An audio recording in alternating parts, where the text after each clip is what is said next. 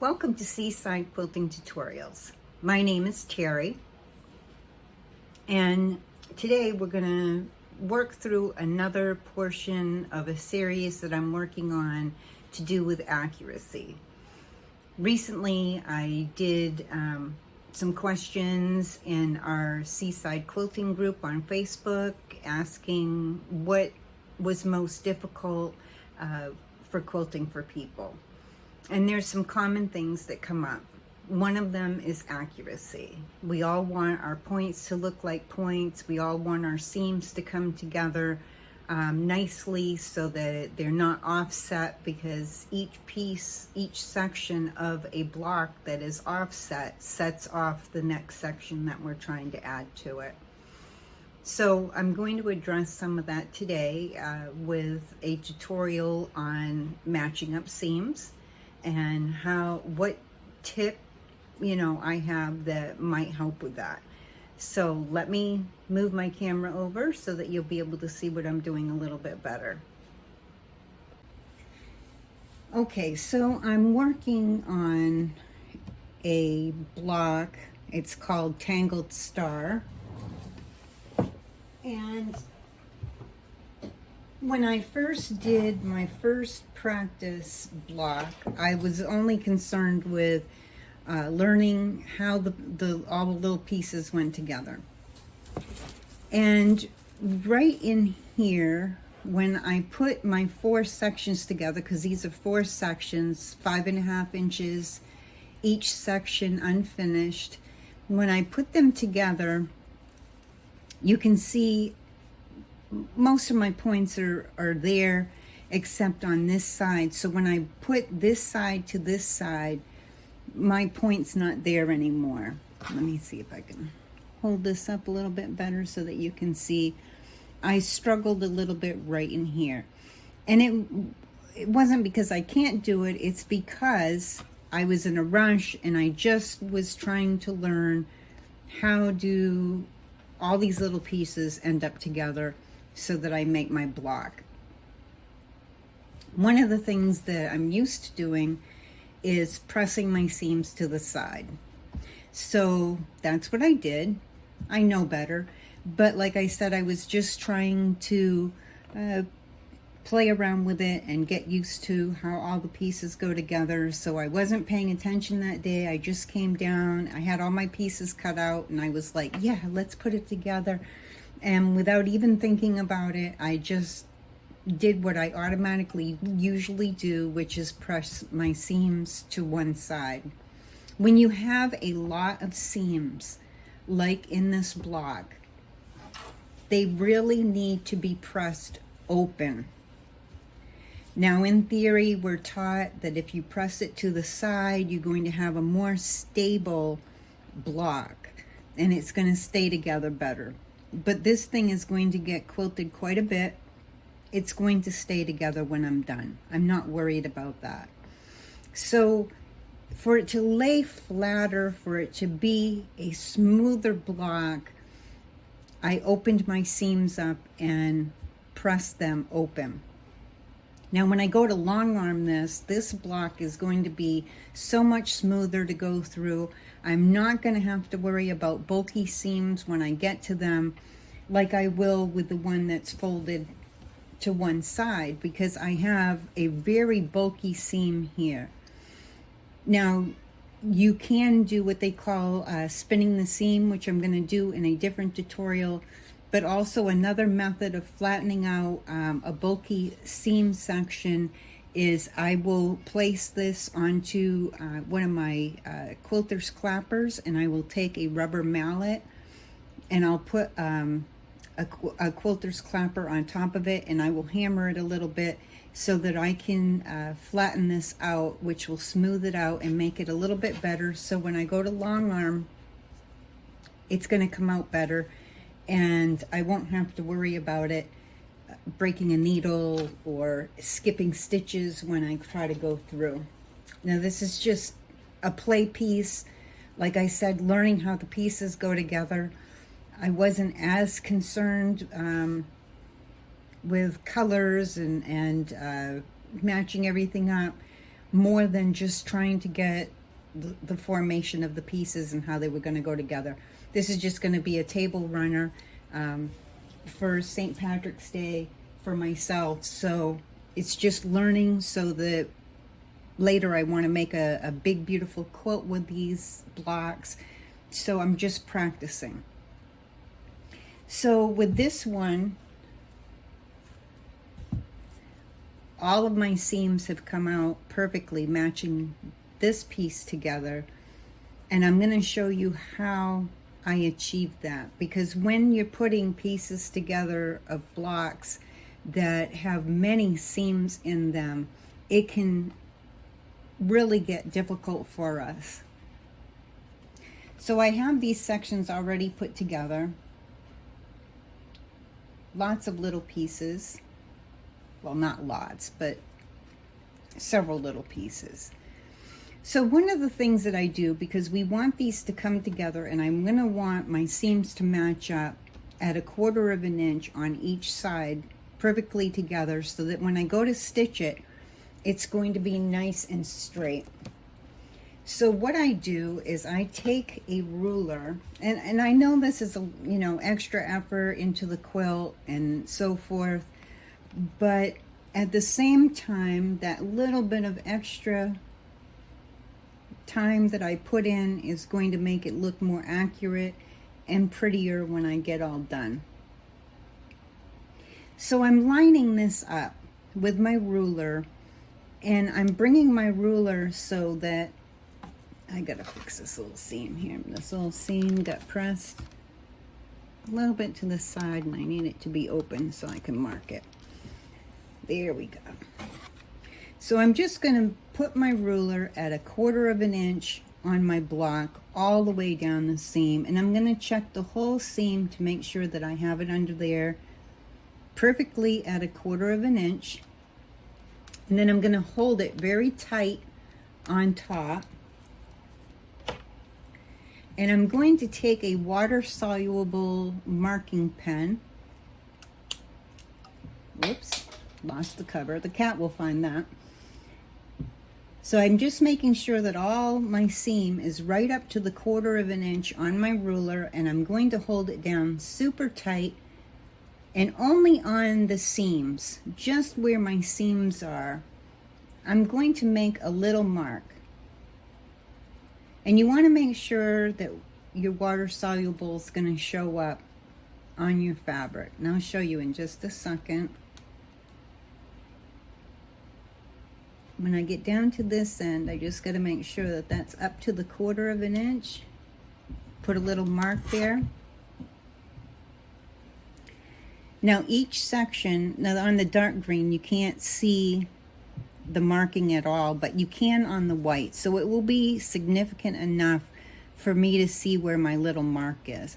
And I've done that on each one of my seams so that I can tell where exactly I need my pin to be. And I'm going to do each side of that block.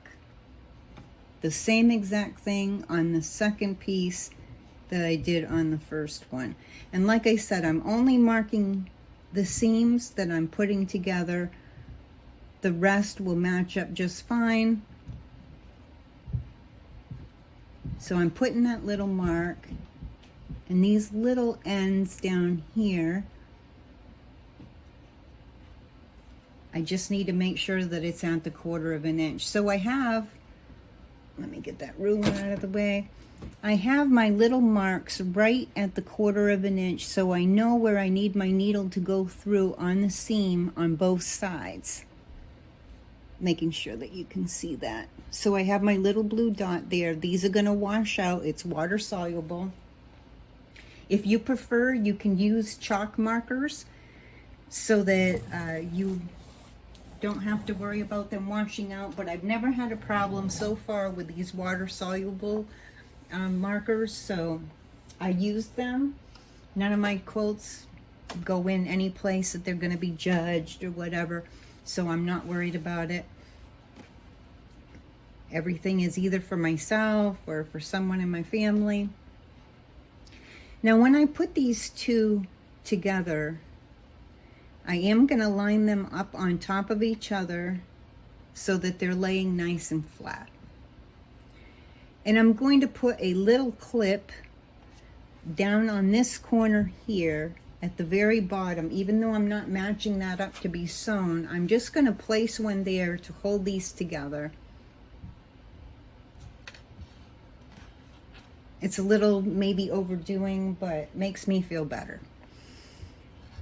So I'm going to take my pin and I'm going to put my pin in the first side where I see my 1/4 inch mark. And it's right in the center of that seam between the two pieces there.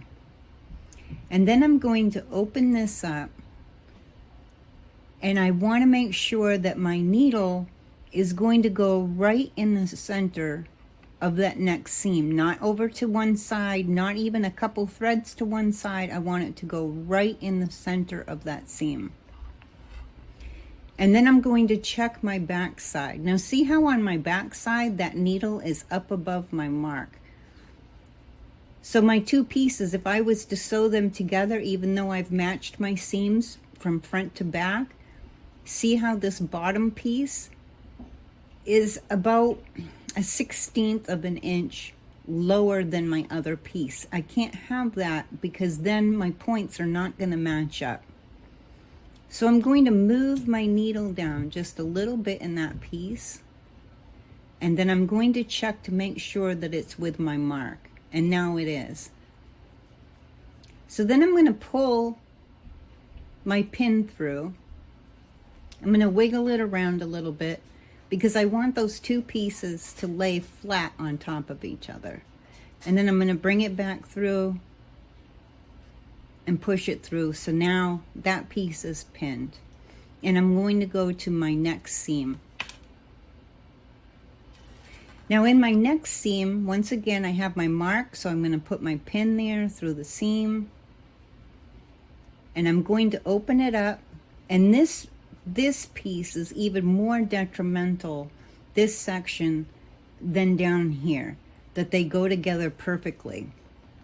So I'm going to, I have my needle in there, it's right at my mark, and I'm going to check my back mark, and my needle looks, pin, I don't know why I'm saying needle, you have to forgive me, my brain sometimes.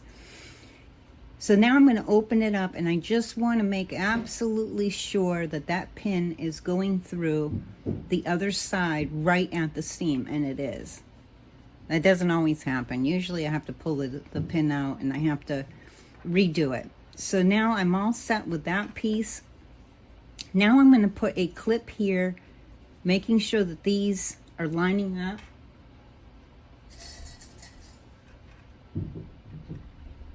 Just to hold those together so as I'm sewing, these don't shift. Then I'm at my last seam.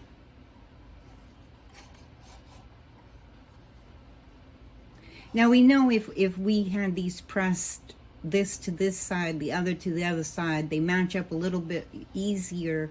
We can shift them back and forth in our fingers, and we can feel when they lock together. When you have an open seam, you don't have that. So we don't have to, but it's a lot better if you make these little marks so you know exactly where they need to match up to each other. I just found that my accuracy is a little bit better if I take the extra time. And once again, my pin on this side, on the back side, is a little bit above my mark. So I'm going to move it down just a pinch and check it. Check up here to make sure things are lining up. Pull my pin through and wiggle it a little bit, make sure that everything's lining up nice and flat, and push that through. Now this already has my dog ears cut. These pieces, you don't need to pay so much attention to them. They are a little bit odd looking, but they're cut with my AccuQuick quilt cutter. Not a big deal. If these were cut by hand, you would have points here. They're just already pre-cut for me. This just happens to be a project that I'm working on, so I'm using it to be able to show you how to get your pieces to line up well. Now I am going to put a clip here. If I don't, when I go to sew, this is going to shift on me. So to keep it from shifting, I'm putting an extra clip right there. I already have my leader piece in. And so I'm going to sew this at 1/4 of an inch.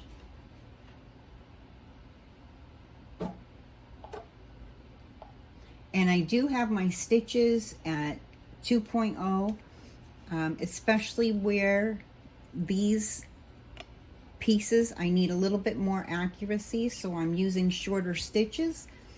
And I'm set at my scant 1/4 inch to make sure that I get a true 1/4 inch seam. And I'm just going to line those two ends up to make sure. Now, if this was a point, you just make sure that your 2 points on your end are perfect. I'm going to get my leader piece, so it's just 2-3 stitches past that leader.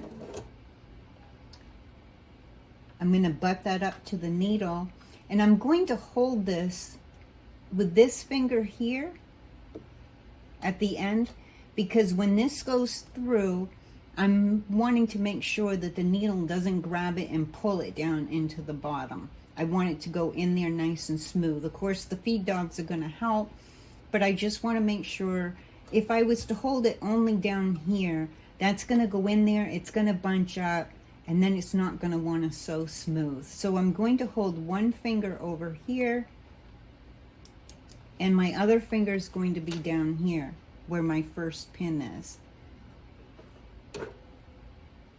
Just checking to make sure I have my machine slowed down, because I tend to hit the gas a little bit too hard sometimes and get sewing too fast.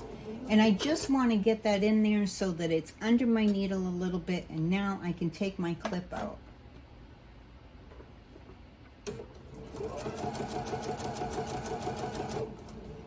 Now when I get to my needle, I allow my foot to come up a little bit so that my pin is going to go underneath that foot. And I'm going to sew until I'm almost to the pin, but not wanting to go over the pin. I've had needles hit pins before, and it can bust the needle, and it can cause your tension, your rod to get misaligned, and that's expensive to get fixed. And I'm going to continue to hold this with 2 hands, because I want to make sure that I go over these seams nice and smooth. So I'm going to keep a hand over, fingers over here, and I'm going to keep fingers over here to keep it going through smoothly and lined up straight. And I just go super slow.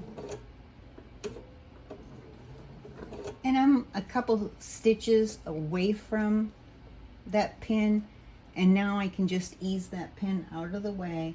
But I know that my needle is holding those 2 pieces together right where I had them pinned. And I'm going to do the same thing until I get down to that next pin.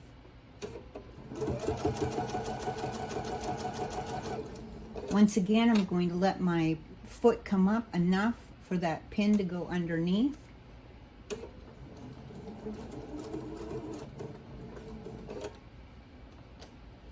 My little seam flap came up. That's the only thing with open seams, is it can be a little trickier, making sure that they stay flat when they go underneath the foot.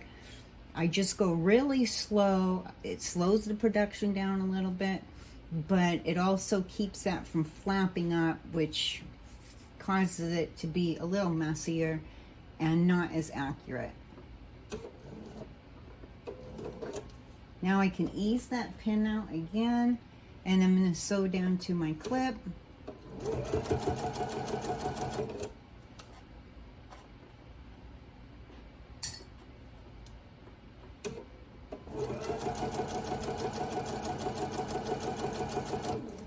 Now when I get down to this last pin, this is all puffed up and a little trickier, so I'm going to get as close as I can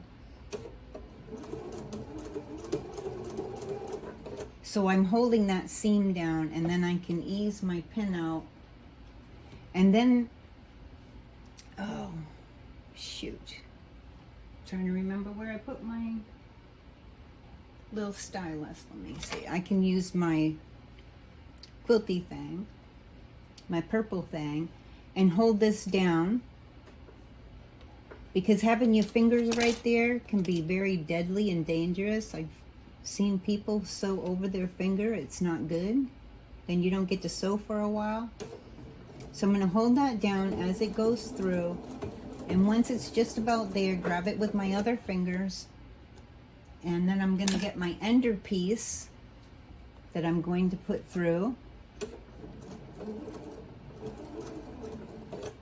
And it didn't want to do the trick. There we go.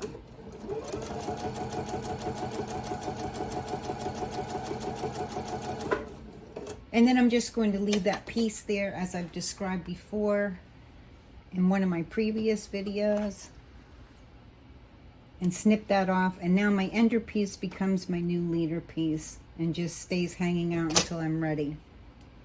So let's open this up and take a look. So now when we look, I have two places, well, three places, of course, that were very important for them to match up.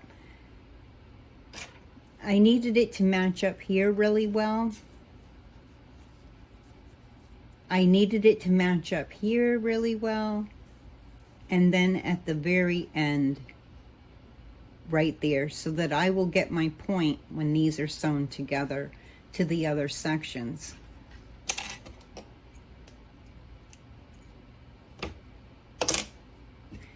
So then I just set my seam with my iron, just by laying my arm over the seam that I just stitched. Then I'm going to take it off. I'm going to open it up, and then I'm going to open this seam up. Now you can use a fingernail to go through. You can use the purple, they call this the purple thing because it's purple and it's a thing. It's used for a bunch of things. But I can use the square end of this, and I can go across my seam. Then if you have pretty nails, you don't mess your nails up. I really don't, but I just wanted to show you one of the uses of the purple thing. I just use my fingernails because I don't do anything fancy with them other than my crafting. So now I'm just going to push this open with my fingers. I want to make sure that it's as flat as I can get it with opening it up, and run my fingernails over it. And then I will just pull my mat over here. This is a quilter's clapper. I'm sure that if you've seen any of my other videos, you will see that I use this. I try to use it religiously because it really flattens my seams. If I have a difficult seam, sometimes I will leave this on top of my piece overnight. We don't always have that kind of time. A lot of us are just trying to get our quilts together. But if you do have a difficult seam that is not flattening out, you can leave this on a couple, 3 hours or overnight if you have the time, and it will be even flatter the next day than when you do it right away. So we're just going to lay our piece down, and we're going to very carefully go over the piece because I don't want to iron, or press rather. We don't want to iron, but we want to press. I don't want to end up pressing these seams so that they flap up.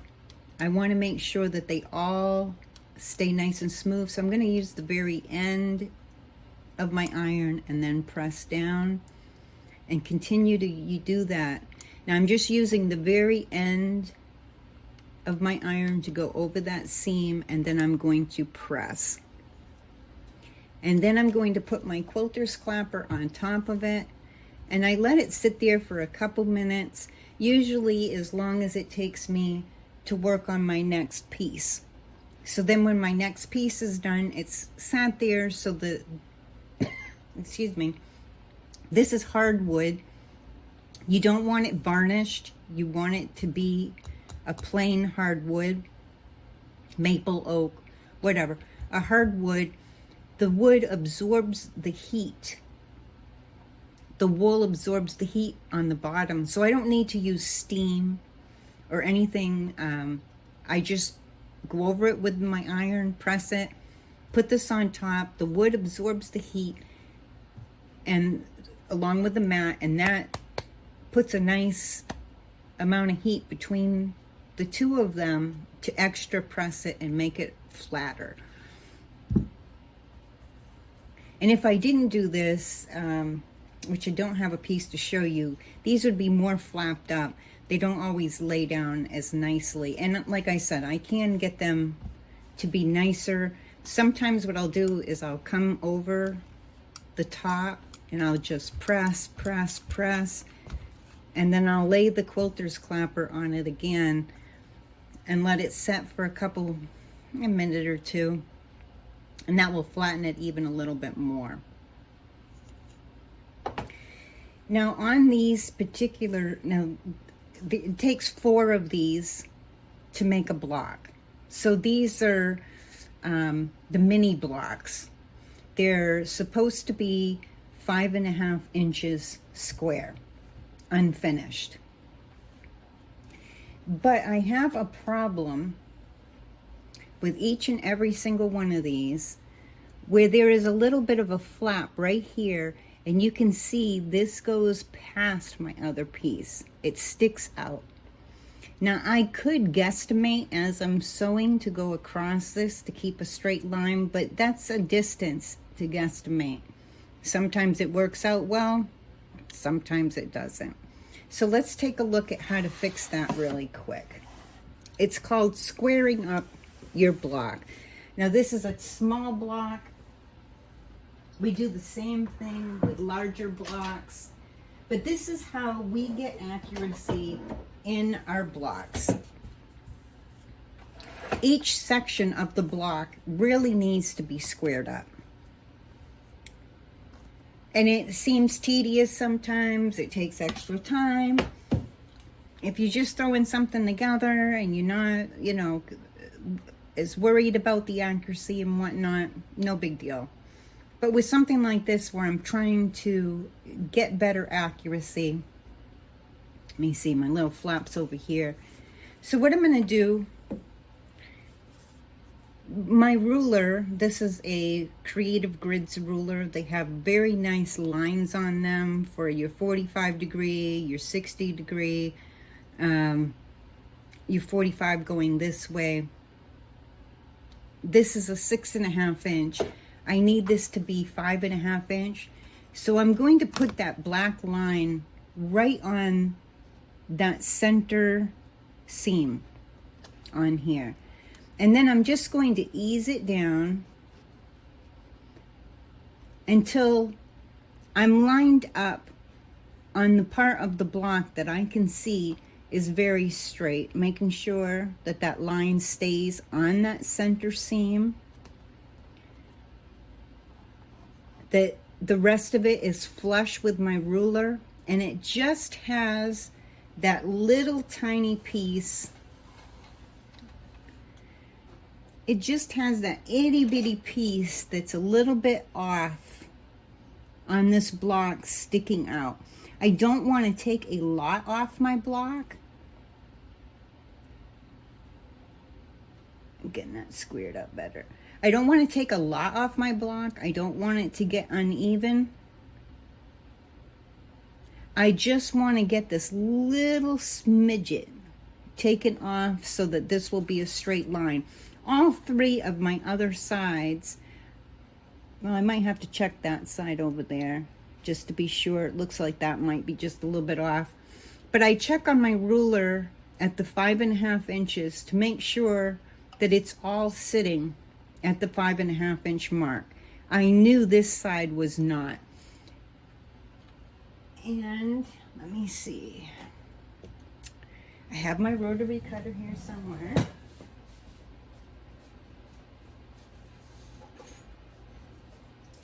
Sorry, usually I make sure that I have all my tools right handy when I'm going to do something, but I had some stuff moved around. And I love my Quilters Select rotary cutter. It works great. Now I'm going to take my fingers, I'm going to put them kind of in a spider looking, and I'm going to hold it down, making sure that my fingers are far away from the edge. I have cut my finger before when rotary cutting, and it took a long time for it to heal up, needed stitches, never want to do it again. And I'm just going to snip that little sliver off. Now it doesn't seem like much. It's this itty bitty, teeny weeny little piece.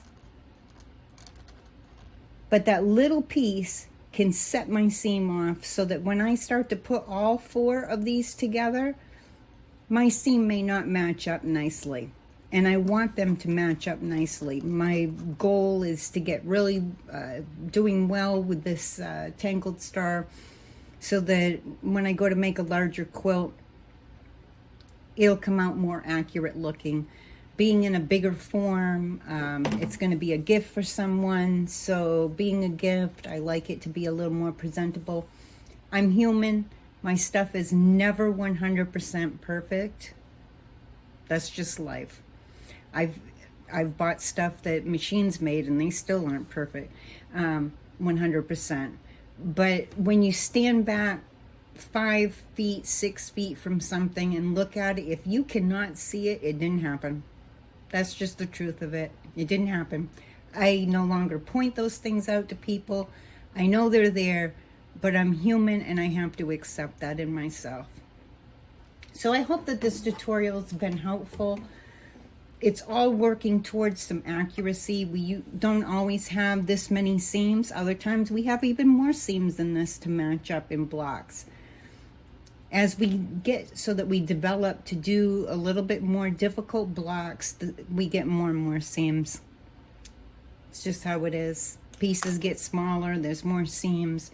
So it's good to practice and level up as we go, starting out with just squares. You know, usually we're just working with squares, putting those squares together. I had some squares here. And you just have the one seam, and when you only have the one seam, putting it to the dark side always works because they snap up against each other and make it easier. When they're going in the opposite direction, they'll go up against each other and they just kind of like lock into each other, and it makes it much easier to blend those 2 seams together. And then when we open it up, it's not as bad. But when you get intricate, going a little, I would say this is maybe an intermediate block. There are many more way advanced blocks than that. It's really an easy block to make, but at the same time, where there's so many seams, there's a little more to the accuracy. I hope this has helped. We are Seaside Quilting Supplies. These are our tutorials that we put together to try to help our customers, and I wish you happy sewing.